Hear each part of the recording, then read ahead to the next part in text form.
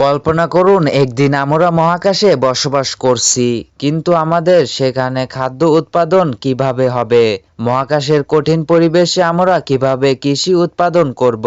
আজকের ভিডিওতে আমরা সেই প্রশ্নের উত্তর খুঁজব এবং জানব মহাকাশ কৃষি নিয়ে ভবিষ্যতের প্রযুক্তি কেমন হতে চলেছে। চলুন শুরু করা যাক।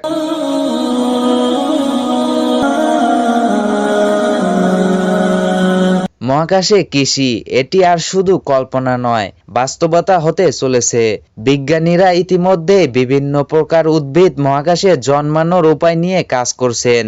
ভবিষ্যতের মহাকাশ স্টেশন বা চাঁদ এবং মঙ্গল গ্রহের মতো স্থানে গ্রিনহাউস তৈরি করা সম্ভব হতে পারে, যেখানে বিশেষ আলো এবং নিয়ন্ত্রিত পরিবেশে উদ্ভিদ জন্মাবে।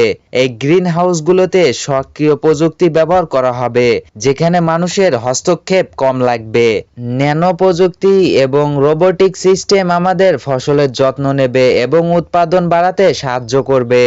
আমরা হয়তো এমন সময়ের অপেক্ষায় আছি যখন মহাকাশে উৎপাদিত খাদ্য আমাদের দৈনন্দিন জীবনের একটি সাধারণ অংশ হয়ে উঠবে।